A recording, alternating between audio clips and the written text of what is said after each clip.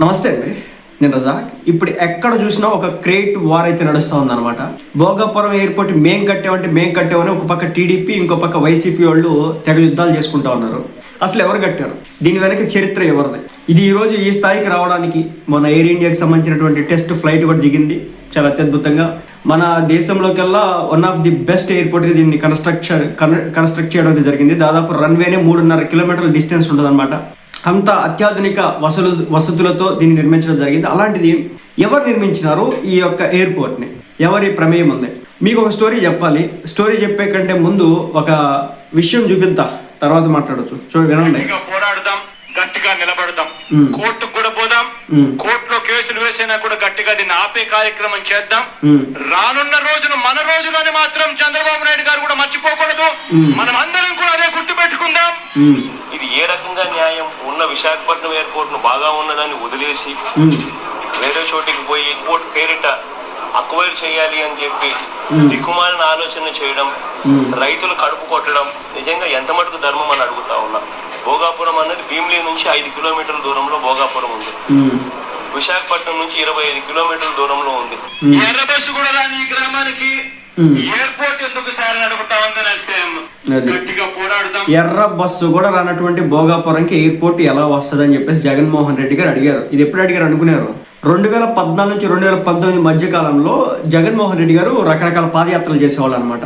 ఆ పాదయాత్రలో భాగంగా ఏం జరిగిందంటే, ఈ భోగాపురం, ఈ వైజాగ్, ఈ ప్రాంతాలకు వెళ్ళినప్పుడు జనం జగన్మోహన్ రెడ్డి గారి దగ్గరకు వచ్చి, చంద్రబాబు నాయుడు గారు ఏదైతే ఎయిర్పోర్ట్ కట్టాలనుకుంటున్నారో దీనికోసం అని చెప్పేసి 15,000 ఎకరాలు ల్యాండ్ పూలింగ్ చేద్దాం అనుకుంటున్నారు, దయచేసి మాకు ఇక్కడ ఒక ఎయిర్పోర్ట్ వద్దు అని చెప్పేసి జనం రోడ్లెక్కితే, అప్పుడు జగన్మోహన్ రెడ్డి గారు ఏం చేసినారంటే, అప్పుడు చంద్రబాబు నాయుడు గారు అధికారంలో ఉన్నారు 2014 నుంచి 19 మధ్య కాలంలో. ఆ టైం గురించి నేను మాట్లాడుతూ ఉంది.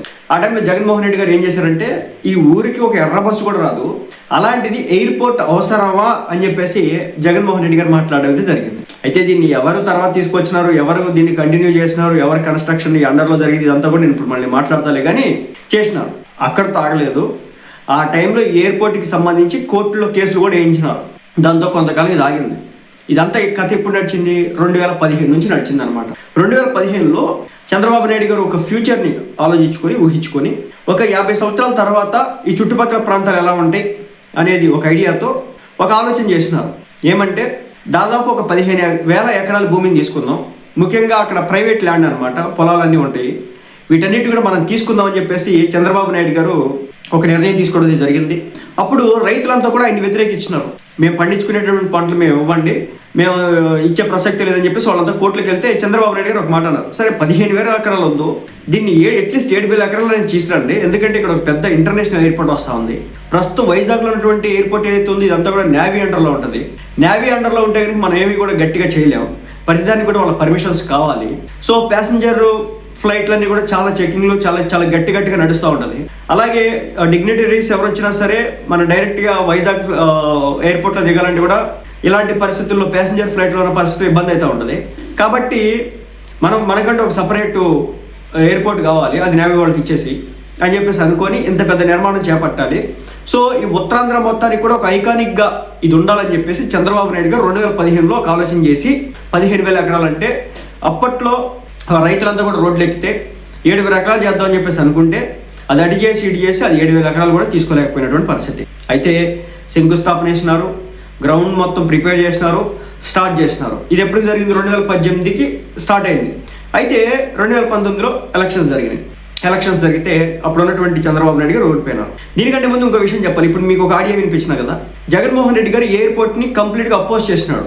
ఇక్కడికి ఒక ఎర్ర బస్సు కూడా రాదు, అలాంటిది ఏ విధంగా ఒక ఎయిర్పోర్ట్ కడతారు, అలాగే ఇంత భూములు ఎందుకు తీసుకుంటారని చెప్పేసి అప్పట్లో ఆయన క్వశ్చన్ చేశాడు అనమాట. కోర్టులో కేసు కూడా వేయించినాడు. కట్ చేస్తే ఇదే జగన్మోహన్ రెడ్డి గారు అధికారంలోకి వచ్చిన తర్వాత చంద్రబాబు నాయుడు గారు అనుకుంటే జిఎంఆర్ ఆయన అండర్లోనే వచ్చింది. సో ఆ తర్వాత జగన్మోహన్ రెడ్డి గారు కూడా కంటిన్యూ చేసినట్టున్నారు. కోర్టులో వేసినటువంటి కేసెస్ అన్నింటినీ కూడా విత్డ్రా చేసుకున్నారు.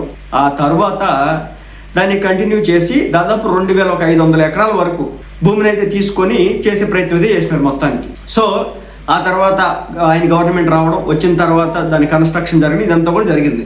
ఇప్పుడు క్రెడిట్ కోసం కొట్టుకుంటా ఉన్నారు. దీన్ని తీసుకొచ్చింది చంద్రబాబు, దీనికోసం ఫ్యూచర్ ఆలోచించింది చంద్రబాబు, అలాగే దీనికి లేట్ స్టోన్ వేసింది చంద్రబాబు, అలాగే ప్రజల్లోకి తీసుకెళ్ళింది చంద్రబాబు. అలాగే కంపెనీని తీసుకొచ్చింది చంద్రబాబు, ఏది కన్స్ట్రక్షన్ కంపెనీని తీసుకొచ్చింది చంద్రబాబు. దీని మీద అగెనిస్ట్ కోర్టులో కేసు వేసింది జగన్. ఆ తర్వాత జగన్మోహన్ రెడ్డి గారు మరి ఏమనుకున్నారో తెలియదు, కానీ మొత్తానికి అయితే ఆయన వచ్చిన తర్వాత కేసులన్నీ విత్డ్రా చేయించేసి ఆయన ఈ వర్క్ని అయితే స్టార్ట్ చేసి కంటిన్యూ చేసినటువంటి పరిస్థితి. అలా ఇది ప్రభుత్వాలు వాళ్ళ గవర్నమెంట్లో ఉన్నప్పుడేమో వ్యతిరేకించి తీరా క్రెడిట్ మాత్రం ఈరోజు వైసీపీ తీసుకునేటువంటి పరిస్థితి. ఒకటైతే చెప్పాలనుకుంటున్నాను, అమరావతి అయినా ఈరోజు భోగాపురం ఎయిర్పోర్ట్ అయినా ఇవన్నీ కూడా చంద్రబాబు నాయుడు గారి గవర్నమెంట్లో నడిచినవే. కానీ ఇక్కడ అమరావతిని జగన్మోహన్ రెడ్డి గారు పట్టించుకోకుండా వదిలేసినాడు. అట్లీస్ట్ భోగాపురాన్ని మాత్రం కొంచెం పట్టించుకొని దానికి అది పిపిపి మోడల్ అనుకుంటుంది, మొత్తం తయారవుతుంది, పబ్లిక్ ప్రైవేట్ పార్ట్నర్షిప్ మోడల్. కాబట్టి దాంట్లో గవర్నమెంట్ ఉంటుంది, ప్రైవేట్ ప్లేయర్స్ ఉంటారు, పబ్లిక్. కాబట్టి దీంట్లో క్రెడిట్ అంతా జగన్మోహన్ రెడ్డి గారికి ఇవ్వడానికి లేదు, అలా అని చెప్పేసి చంద్రబాబు గారికి కూడా 100% క్రెడిట్ ఇవ్వడానికి లేదు. ఒక 70% క్రెడిట్ చంద్రబాబు గారికి పోతుంది, ఎందుకంటే ఫ్యూచర్ ఆలోచించి అక్కడ పెట్టాలనుకున్నాడు కాబట్టి. దాన్ని కంటిన్యూ చేసినందుకు 30% క్రెడిట్ జగన్మోహన్ రెడ్డి గారికి వచ్చింది, ఎందుకంటే దాన్ని ఆపకుండా పోయినాడు కాబట్టి. రేపు పొద్దున అమరావతి డెవలప్ అవుతుంది కాబట్టి ఇది డెవలప్ అయితే 100% క్రెడిట్ వచ్చేసి మన చంద్రబాబు నాయుడు గారికి పోద్ది, జగన్మోహన్ రెడ్డి గారికి ఏం రాదు కదా. అదనమాట సంగతి, ఇది గ్రౌండ్ రియాలిటీ. మీకు అందుకే నేను ఫస్ట్లోనే ఆడియో వినిపించడం వెనుక రీజన్ అదే అనమాట.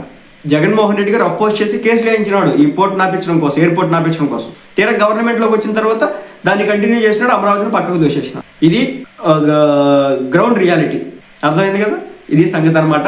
సో క్రెడిట్ కోసం వాళ్ళు వీళ్ళు కొట్టుకుంటున్నారు కదా, ఆల్మోస్ట్ 70% క్రెడిట్ మొత్తం చంద్రబాబు గారికే పోతుంది ఆయన గవర్నమెంట్లోనే. సో దాని వ్యూహరచన, దాని ఫ్యూచర్ మొత్తం కూడా ఆలోచించి చేసినాడు.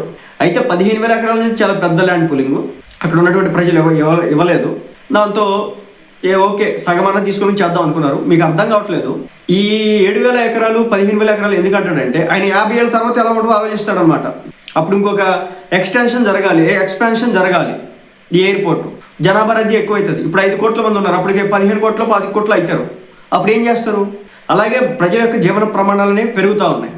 మనుషులు మన తెలుగు రాష్ట్రాల్లో కూడా ఒకప్పుడు విమానంలో ఎక్కాలంటే అమ్మో అనేవాళ్ళు, ఇప్పుడు విజయవాడ నుంచి హైదరాబాద్ వెళ్తానికి 3,000 4,000 చేతులు ఉంటే చాలు విమానం ఎక్కాలొచ్చు, ఆధార్ కార్డు ఉంటే. అది పరిస్థితి. సో అలాంటి ఒక సిచ్యువేషన్ వచ్చింది కాబట్టి రాబో రోజుల్లో ఈ చుట్టుపక్కల ప్రతి ప్రాంతంలో కూడా డెవలప్మెంట్ అనేది ఉంటుంది కాబట్టి, మరి ముఖ్యంగా ఉత్తరాంధ్రలో భయంకరంగా ఉంది కాబట్టి దాన్ని దృష్టిలో పెట్టుకుని 15,000 ఎకరాలు అన్నాడు. అందుకే అందులో భాగంగా ఇప్పుడు అమరావతిలో కూడా అంత పెద్ద స్థాయిలో ల్యాండ్ పూలింగ్ చేసేది. అందుకే రాబో సంవత్సరాల్లో ఒక 50 సంవత్సరాల తర్వాత ఎలా ఉంటుందో ఆ వ్యక్తికి తెలుసు.